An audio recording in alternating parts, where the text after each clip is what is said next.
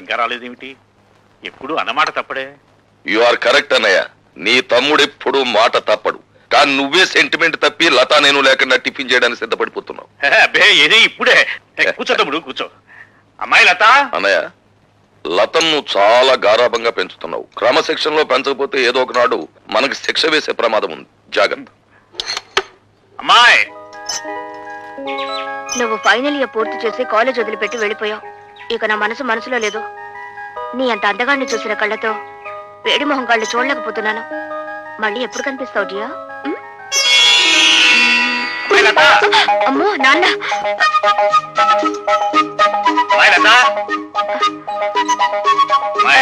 ఏమిటి నాన్న? ఇంకేమిటమ్మా, అక్కడ టిఫిన్లు చల్లారిపోతున్నా, మీ బాబాయ్ వేడెక్కిపోతున్నాడు. నువ్వు తొందరగా రావాలి. బాబాయ్ వచ్చాడా? వావ్, పద పద. హలో, ఉన్నారండి? ఒక్క నిమిషం. ఎవర్రా? ఎవరో మినిస్టర్ గారంటండి. మినిస్టర్ గారా? హలో, నమస్కారం అండి. ఫోన్ లో కూడా లేచి మాట్లాడాలా? చెప్పండి సార్. అదేనయ్యా, మన సదానందం లేడు, కాంట్రాక్టర్ వచ్చి వాళ్ళ బామ్మర్ది పేరుస్తాడు.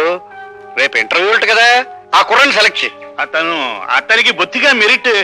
మెరిట్ మెరిట్ ఉన్న వాళ్ళకి ఉద్యోగం ఇస్తే మనం చెప్పినట్టు ఎందుకు వింటారయ్యా? అతను సెలెక్ట్ చేయి. అలాగే సార్, అలాగే. ఎవరన్నయ్య? మినిస్టర్ రాజశేఖరం గారు ఆ సదానందం గారి బావమరిదికి ఉద్యోగం ఇమ్మని ఫోన్ చేశారు. ఇచ్చేస్తున్నావా? పదవిలో ఉన్న వాళ్ళ మాట వెనక తప్పదు కదా. చిచ్చి, నీతో టిఫిన్ చేయడం నాదే బుద్ధితో. తమ్ముడు, అరే నువ్వు ఉండు బాబాయ్. నానేమన్నా తెలుతో కూడా ఎవరికి పడితే వాళ్ళకి ఉద్యోగం వచ్చాడు. నమ్మొచ్చు కానీ పిరికి వాడిని నమ్మకూడదు. ఏం చేద్దంటే భయంలో వాళ్ళు ఏమైనా చేసేస్తారు. ఉండు డాడీ, నేను ఉపాయం చెప్పనా? మెరిట్ లో నెంబర్ 1 కుర్రాడిని చూసి ఉద్యోగం ఇచ్చేయండి. మంత్రి గారు ఏమిటిలా చేశామని అడిగితే నాకు మతి మరపు ఎక్కువ, మీరు చెప్పిన కుర్రాడి పేరు అదే అనుకుని ఇచ్చేసానని బికమం పెట్టేయండి, సరిపోతుంది. అలా చేస్తావా? చేస్తావా లేదా చెప్పు. ఒప్పేసుకోండి. Good morning. Good morning.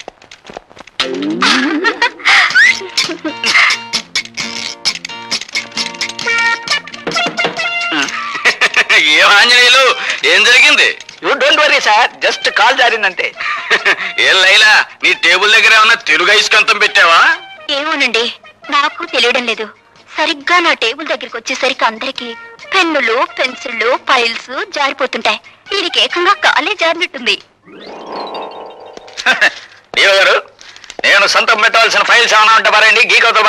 గీకోవాల్సిందే. అదేంటి? I convey my heartly condolences. Condolences for what? పెద్దడు ఎవరైనా పోయాడా?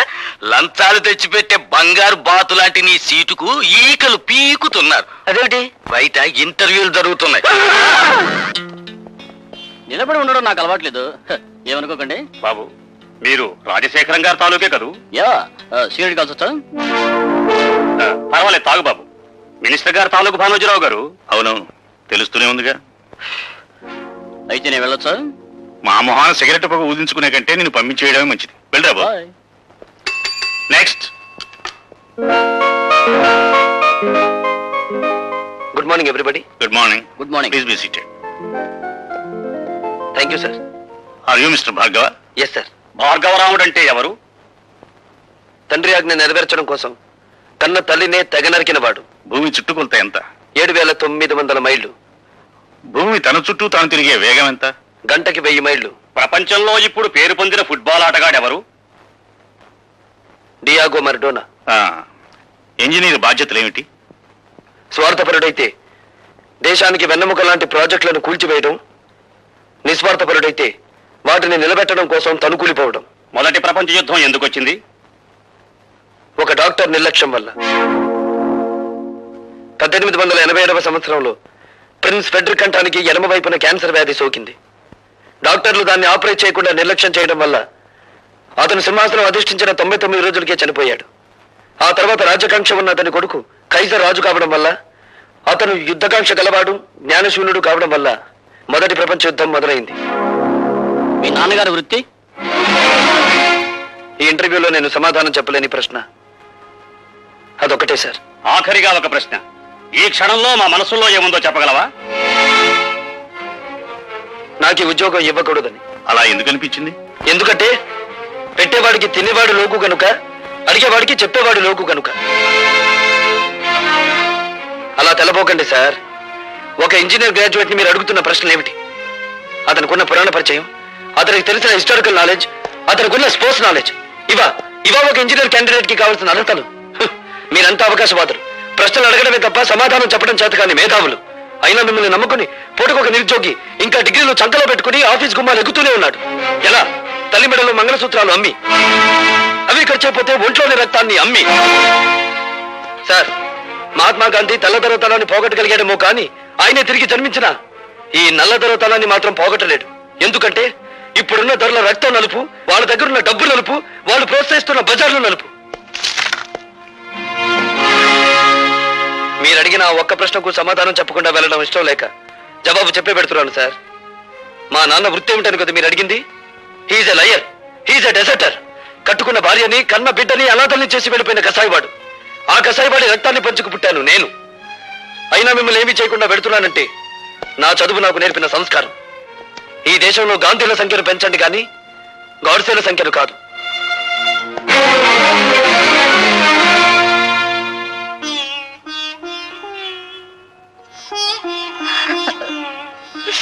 అమ్మా, ఇంటిని ఇల్లాలిని గాలి కొదిలేసి సంఘం చేత నమ్మకద్రోహి అని ముద్ర వేయించుకున్న ఆ మనిషిని ఎందుకమ్మా పదే పదే జ్ఞాపకం తెచ్చుకుంటావు? నిజాయితీ నిలకడలేని ఆ మనిషి మూలంగానే కదమ్మా మనం సమాజం నుంచి విసిరివేయబడింది. ఎందుకు ఇంకా మన నుంచి పారిపోయిన ఆ వ్యక్తి కోసం ఆరాటపడతావు? ఈ మనిషి నీడ ఇంట్లో ఉన్నంత కాలం మనకు పట్టిన పీడ వదలదు, నాకు మనశ్శాంతి ఉండదు. భార్గవ, ఏమిటా ఈ పని ఏనాడో చేస్తుంటే నీ తల్లి నీ కళ్ళ ముందే గుండె పగిలి చచ్చేదిరా. అమ్మా భార్గవ, మంగళసూత్రం కట్టించుకున్న నాకు లేని ద్వేషం నీకెందుకు ఆయన మీద? గుమ్మానికి రాసిన పసుపు, గుండెల మీద తాళి, నుదుటి కుంకుమ ఇంకా మిగిలిన్నాయంటే కారణం ఆ మహానుభావుడేరా. నేను బ్రతుకుండగా నువ్వు ఆయన్నే అనద్దు.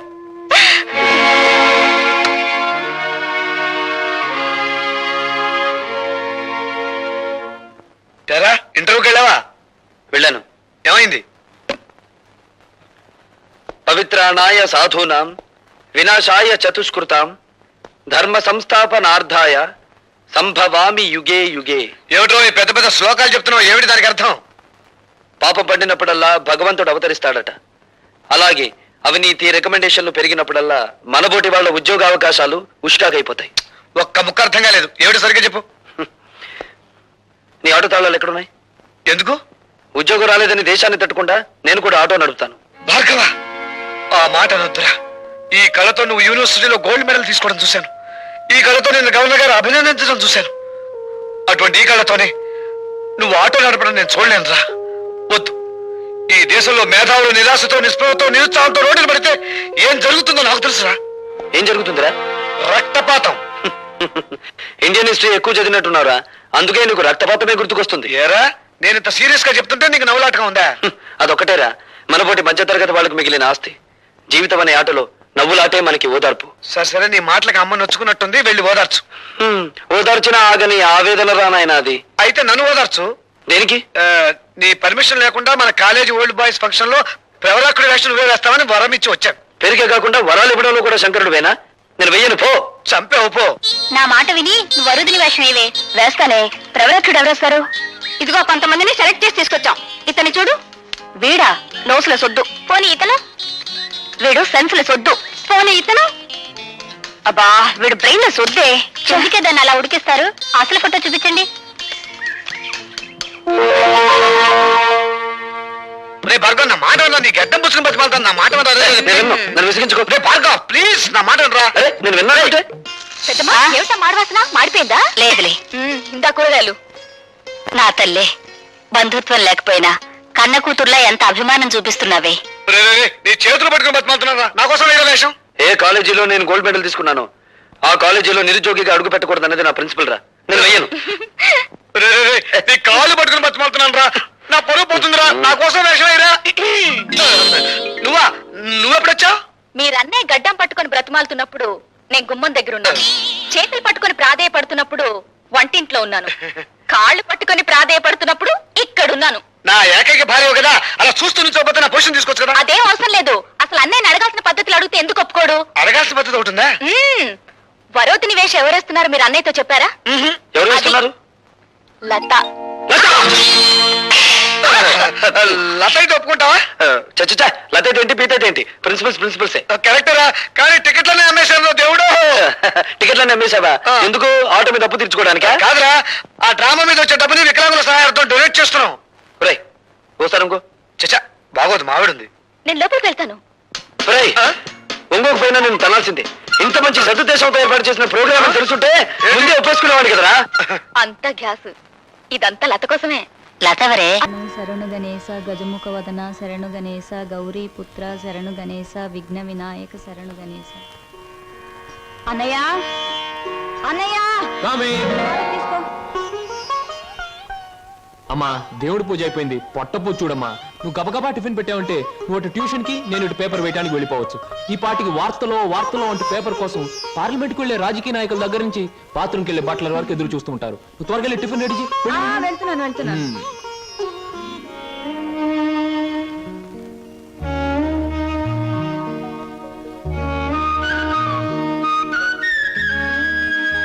చెల్లాయ్, మన కోసం సరోజు ఒంటరిగా ఆగిపోయింది. ప్రాణానికి తెగించి మనల్ని రక్షించింది. ఎక్కడుందో ఏమైందో ఎన్నిసార్లు ప్రయత్నించినా కనీసం జాడు కూడా తెలియలేదు. అసలు ఉందో లేదో. అన్నయ్య తప్పకుండా ఎక్కడో ఉండే ఉంటుంది. ఏదో ఒక రోజు మనకు కనిపించి తీరుతుంది. అర్జెంటే నన్ను వదలవే, కడుపులో గందరగోళంగా ఉంది. ఇదిగో వెళ్ళొచ్చిన తర్వాత నీ ప్రశ్నలన్నిటికీ తీరిక సమాధానం చెప్తాను. అమ్మా, నేను మర్చిపోతానండి. నాకు సమాధానం చెప్పిన తర్వాత మీరేమైనా చేసుకోండి. ఎన్టీ రామారావు నటించిన మొదటి చిత్రమేది, రంగుల చిత్రమేది, రాజుగా నటించిన చిత్రమేది, పేదగా నటించిన చిత్రమేది, దొంగగా నటించిన చిత్రమేది, విలన్ గా నటించిన చిత్రమేది, ఏ చిత్రం ఎన్ని రోజులు ఆడింది, అందులో ఫెయిల్యూర్స్ ఎన్ని, సక్సెస్ ఎన్ని చెప్పకండి చూద్దాం.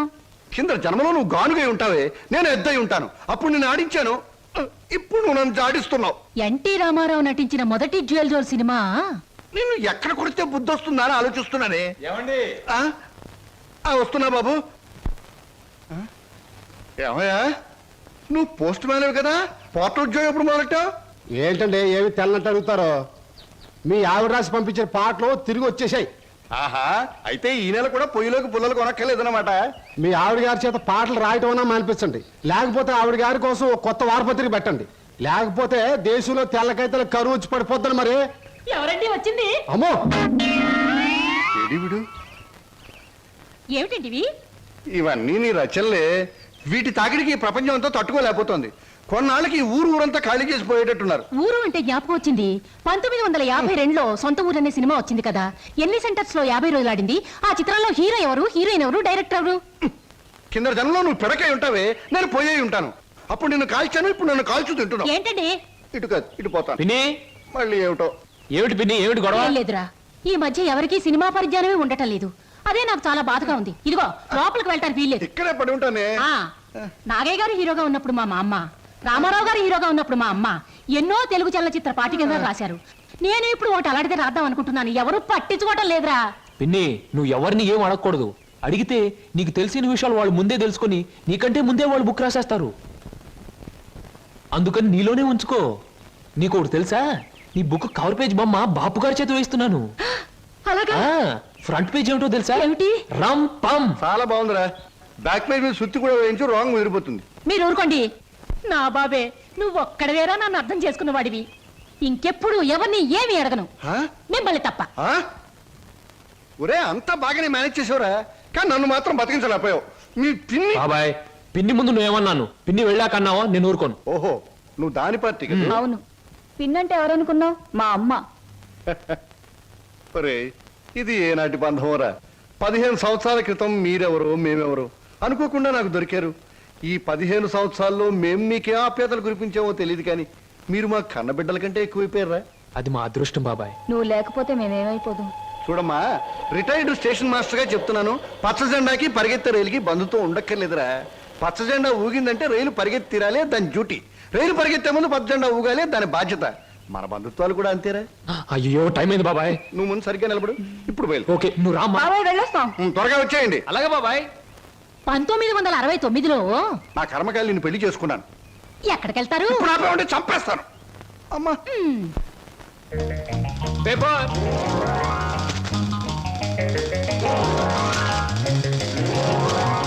పంతులు గారు, పేపరు. అమ్మయ్యా, పేపర్ బాయ్. నన్నే? అవును, నిన్నే. నా పేరు పేపర్ బాయ్ కాదండి, వీర వెంకట విజయ శ్రీనివాస్ వరప్రసాద్. పూర్తిగా పిలవలేని కొంతమంది బద్దకస్తులు శ్రీనివాస్ అంటారు. ముచ్చటగా ముద్దుగా పిలవాలనుకున్న వారు సీను అంటారు. సుబ్బమ్మ గారు, నా పేరు శుభమ్మ కాదు, లలిత. ఓహో, మరి మిమ్మల్ని ముద్దుగా విని పిలుస్తారు లల్లి అనా? పిల్లి అని. నీకెందుకు? పేరు లలితంగా ఉంది, పర్సనాలిటీ లలిత లావణ్యంగా ఉంది. ఏయ్, ఏమిటి వెటకారంగా ఉందా? అసలు పేపర్ అలా రాయిస్తున్నట్టు విసడం ఏమిటి? చేతికి వచ్చుగా. ఇవ్వచ్చనుకోండి, ప్రతి వాళ్ళ చేతికి ఇస్తూ పోతే కొంతమందికి ఇవాళ ఉదయం పేపర్ రేపు సాయంత్రానికి, రేపు సాయంత్రం పేపర్ ఎల్లుండి దానికి అందుతుంది. అందుకని కొన్ని విసరాలి, కొన్ని ఎగిరేయాలి, కొన్ని చేతికి ఇవ్వాలి. నేను ఎంత గట్టిగా విసిరినా పడే వాళ్ళ చేతిలో అది పువ్వులా పడటం మన టాలెంట్. చాలండి, మీరు వెళ్ళొచ్చు. చూడండి, ఆ పేపర్ లో పేజ్ నంబర్ 4 కాలం నంబర్ 3లో ఆడవాళ్ళకు పనికొచ్చే ఉద్యోగాల ప్రకటన ఉంది. నేను ఉద్యోగం కోసం ప్రయత్నిస్తున్నట్టు ఇతనికి ఎలా తెలుసు? ఏమేం మరదలా, ఆ పేపరు నీకు ముందే తెలుసా? ఏ ఏంటే రోడ్డు మీద పరాగడితో పరాసుకెళ్ళటే చెప్పా. పరాయివాడు కాదు, అతను నా బాయ్ ఫ్రెండ్. ఏటే బాయ్ ఫ్రెండా? చెట్టంత బావగారిని, నీ ఎక్కకు మొగుణ్ణి, నేనుండగా ఆడేవాడే బాయ్ ఫ్రెండ్. బాయ్ ఫ్రెండ్ అయినా, మ్యాన్ ఫ్రెండ్ అయినా, ఫ్రెండ్ ఫ్రెండ్ అయినా అని నేనే. ఇదిగో, రోజు రోజుకి నువ్వు హద్దు మీరుతున్నావు, జాగ్రత్త. ఆహా, నన్ను జాగ్రత్త అన్నది గొప్పదాని అయిపోయావా? చూడవే, నీ చెల్లెలు నన్నే పట్టుపట్లాడించేస్తుంది. Shut up. మంచి గొడ్డుకో దెబ్బ, మంచి మనిషికో మాట అన్నారు. మాటతో మారటానికి నువ్వు మనిషివి కాదు, 4 బాదడానికి గొడ్డువి కాదు. ఛీ! విన్నావటి నీ చెల్లెలు ఏముంటుందో? నీ మనిషిని కాదట, పశువుని కాదట. మీ ఇద్దరిని- ఏయ్! అక్కడ ఎందుకు అలా కొడుతున్నావు? ముద్దుల మరదలు కొడితే నలిగిపోద్దని. మళ్ళేనో నేను మనిషిని కాదు, పశువుని కాదా? ఇదిగో, నేను బ్రతిమాలుతున్నాను, అక్కడేం చేయకు. చిచి, నువ్వు ఇతన్ని బ్రతిమలాడటం కంటే నేను తన్నులు తినటమేనయ్యో. ఈ దుర్మార్గుడికి ఇది అలవాటేగా. ఊరుకో అక్క. ఓసస్, మీ అక్కా చెల్లెల పరామర్శ చాలుగానే మీ ఇద్దరితో వాదించి నా వాళ్ళు చీదర కొట్టింది. స్నానానికి నీళ్ళు పెట్టండి. ఊరుకో అక్క. ఇది రోజు ఉండే బాగోతమే కదమ్మా. ఎలాగో ఇన్నాళ్ళు హాస్టల్లో ఉండి చదువుకున్నావు. ఉద్యోగం దొరికే వరకు కూడా ఆ హాస్టల్లోనే ఉన్నా బాగుండేది. సరే, తొందరగా బయలుదేరు, నీకు ఇంటర్వ్యూకి టైం అవుతుంది. ఈసారైనా ఉద్యోగం వస్తే ఆ 7 కొండల వాడి దగ్గరికి నడిచొస్తానని మొక్కుకున్నాను.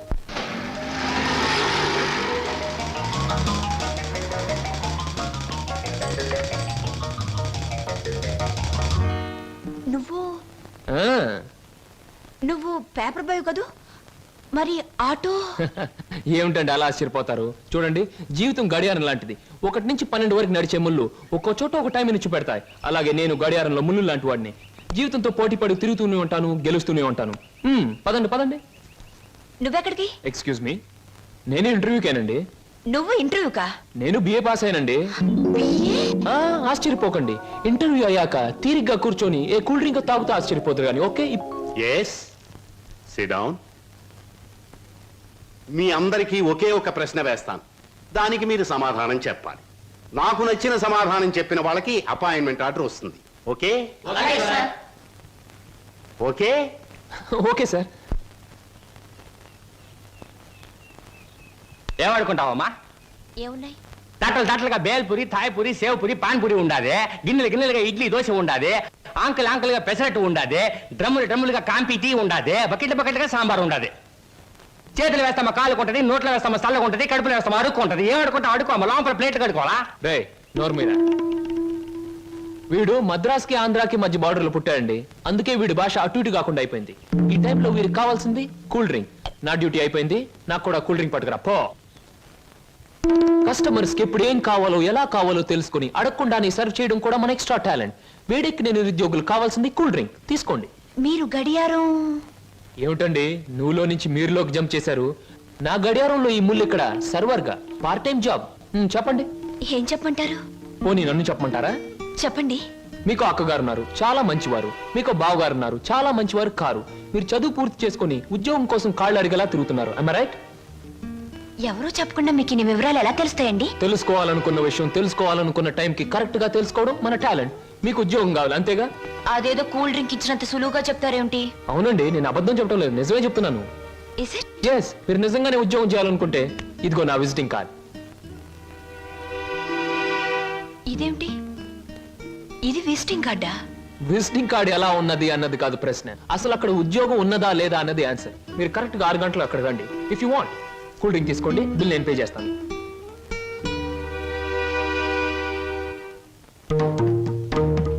నమస్తే. ముందు నా సేవకులకు నమస్కరించిన తరువాతే దేవుడికి నమస్కరిస్తా. మీ పనులు మీరు చేసుకోండి.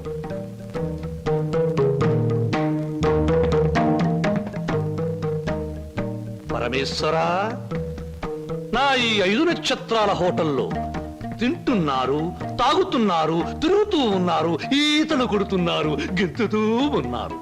ఇది నా తప్పు కాదు. మనిషి కర్మకి, మానవ నాగరికతకి, నా వ్యాపారానికి సంబంధించింది. మనిషి పెరుగుతున్నాడు, మాట పెరుగుతుంది, కోరికలు పెరుగుతున్నాయి, సోకులు పెరుగుతున్నాయి.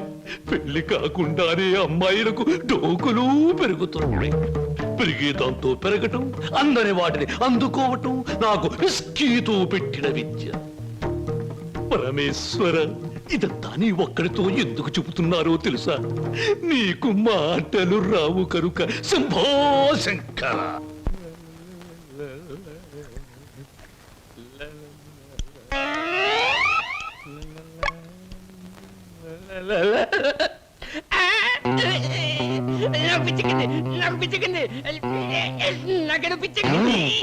Good morning sir. ఏమిట్రా తల పిక్కుంటున్నావు? పేలుగాని పట్టాయా లేక దేంగని పట్టి? లేదు సార్, గ్లాస్ లో పోసిన విస్కీ మాయమైపోతుంది సార్.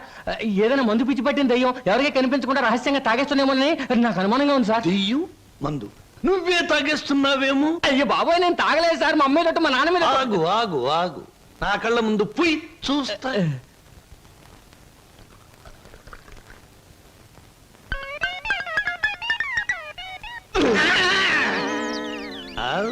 నాకు తెలుసురా నువ్వని.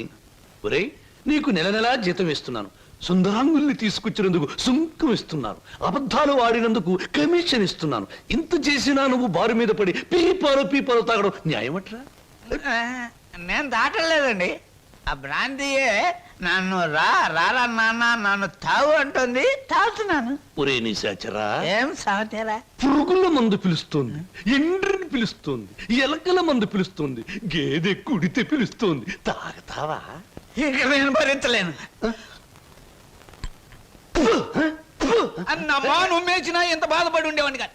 మీ సొమ్ము తిని బతుకుతున్నానా? మీ బ్రాంతి దాగి బతుకుతున్నానా? నా మేనల్లుడు పేరు చెబితే ఆ సీతారాం బాబు నేను అడిగినంత డబ్బిస్తాడు. వెళ్ళిపోతా. ఊరికేరా, నువ్వు విడిపోతే నాకు ఉపశాంతి ఎలా ఉంటుంది? కాకపోతే నాకు ఉపశాంతి లేదే. శంభో శంకర. ఒరే నిశాచరా, ఏమి సమాచారం? నీ ఇష్టం వచ్చినంత తాగుతూ ఉండరా. మహాప్రసాద్. ఏమయ్యా సార్, ఈ రామాపురంలో భూములు అమ్మేస్తేనే బెటర్ అనుకుంటాను. మంచిది అనుకుంటే అలాగే చేయండి సార్. సార్, పొద్దుటి నుంచి అబ్బాయిగా నన్ను చంపేస్తున్నారండి. దేనికి? ఏదో ముఖ్యమైన విషయం మాట్లాడాలంట. అలాగే అడగమను. Good morning daddy. Good morning daddy, అది రే. మగవాడికి పెరిగితనం అసహ్యమైన లక్షణం. ఏమిటో చెప్పు. అది చెప్పా. అదే డాడీ, ఫియట్ కార్ తీసుకెళ్తాను. అలాగే తీసుకెళ్ళు. అంతేనా? అంతేనా అంటే డాడీ, డ్రైవర్ లేకుండా వెళ్తాను. అమ్మయ్యా, ఎంత కాలానికి ఓ మంచి మాట విన్నానరా నీ నోటమట. ఈ మాత్రం చెప్పడానికి ఇంత భయం అయితే రేపు పొద్దున్న ఈ ఆస్తి ఫ్యాక్టరీలు ఎలా చూసుకుంటావురా? అప్పుడు చాలా ధైర్యం వచ్చేస్తుంది డాడీ. ఎందుకనో? అప్పుడు నువ్వు ఉండవుగా. అయ్య బాబోయ్, దండాలు ఫియట్ కార్లో వెళ్తున్నాను. ఎలాంటి బాబు? అయ్యా, ధర్మప్రభువులు. ఏం నాగయ్య, పిల్లలు బాగున్నారా? తమ దయ వల్ల అంతా చల్లగా ఉన్నారు బాబు.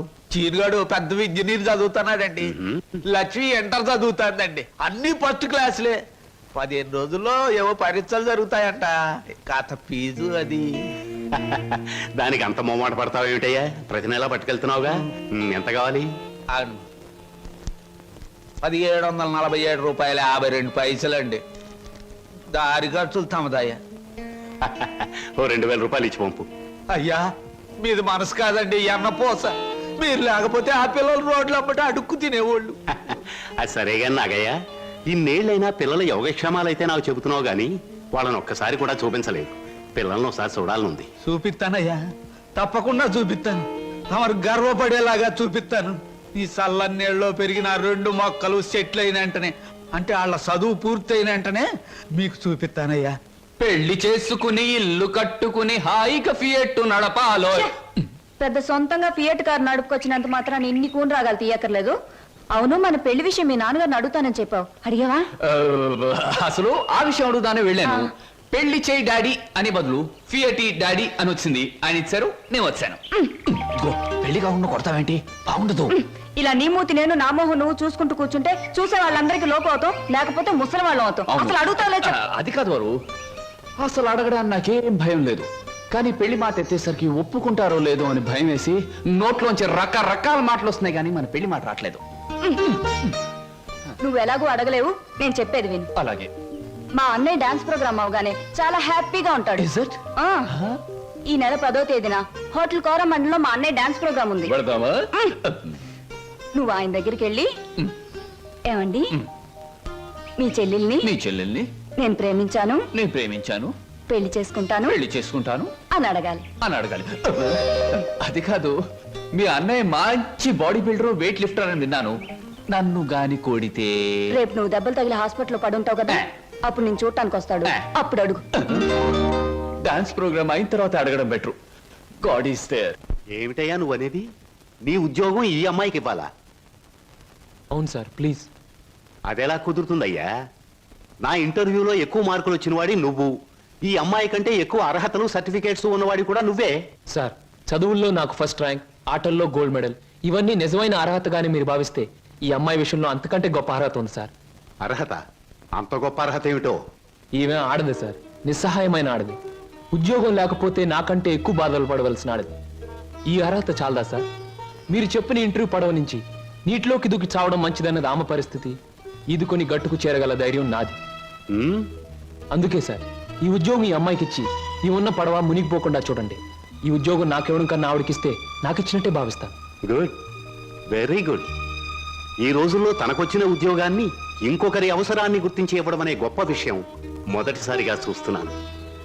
I'm accepting your request. Thank you sir, thank you very much. అవును, నీకొచ్చిన ఉద్యోగాన్ని ఈ అమ్మాయికే ఇవ్వాలని ఎందుకు అనుకుంటున్నావు? ఈవిడ అదే ఆవిడ. కాస్త చెప్పు. నేను చెప్పను. ఐ మీన్ చెప్పవయ్యా. చెప్పడానికి కాస్త ఇబ్బందిగా ఉంది, మీరే అర్థం చేసుకోవాలి please. And for more videos, Please subscribe to iDream. Please subscribe to iDream. Please subscribe iDream. And please subscribe to iDream.